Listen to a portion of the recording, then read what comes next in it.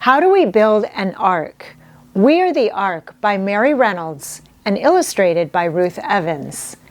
This grassroots movement began when Mary became aware of the collapsing biodiversity from the damaged soil and water and forest habitats. Killing 75% of our insects and losing 75% of our soil. Mary says our ecosystem is failing. What we do to the earth, we do to ourselves. Plants and animals help clean the air, filter the water, and provide healthy food. But they need a place to live, eat, and flourish. If they flourish, we flourish. Let's join Mary in acts of restorative kindness.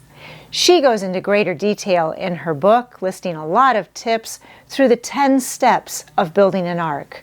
We're going to briefly go through them, and I probably won't hit them in order. The first is to create a visible sign, maybe made from natural materials, that says wearetheark.org. And this alerts other people to it, to the website, where you can find a lot of support. Second is providing sanctuary food and water. We can use dead sticks to create small habitats in your yard, or you can build a small bird bath or plant native plants that provide food for the local wildlife. Ditch the chemicals, including the organic. Chemicals are systemic, persisting through the life cycle of the plant, killing insects when they nibble the leaves, and working their way up the food chain to the mice, the bats, and the owls. If possible, eliminate fences, allowing animals to migrate, to find food, and to mate. And if you're putting in a hardscape like a driveway or a patio, consider porous material such as reclaimed stone.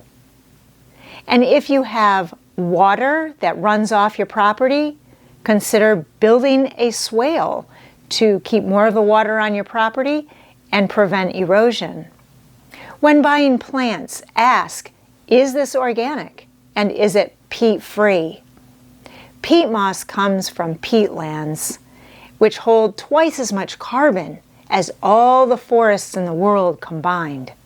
We want to keep those intact. Remove the non-native invasives and plant native plants instead, which provide food and habitat. Create a lawn with short native grasses, herbs, or clovers. And use non-toxic flea treatments for your cats and dogs. Other tips that Mary mentions are stop using leaf blowers. The heat kills larvae and insects. Baby birds need 80% larvae and 20% insects in their diet. Parent birds will collect 300 to 1,000 larvae in a day for 6 weeks. That's a lot of larvae. Baby birds cannot survive on berries or seeds. They need the high protein and high fat in the larvae. Stop tilling. Allow the fungi to build back organic matter. And stop using white and blue artificial lights outside. It is very disruptive to the hormones and breeding cycles of insects. Use red or amber lights instead, or none at all. Mary encourages us to slow down, be respectful, and to live a more gentle lifestyle. She ends with a beautiful quote.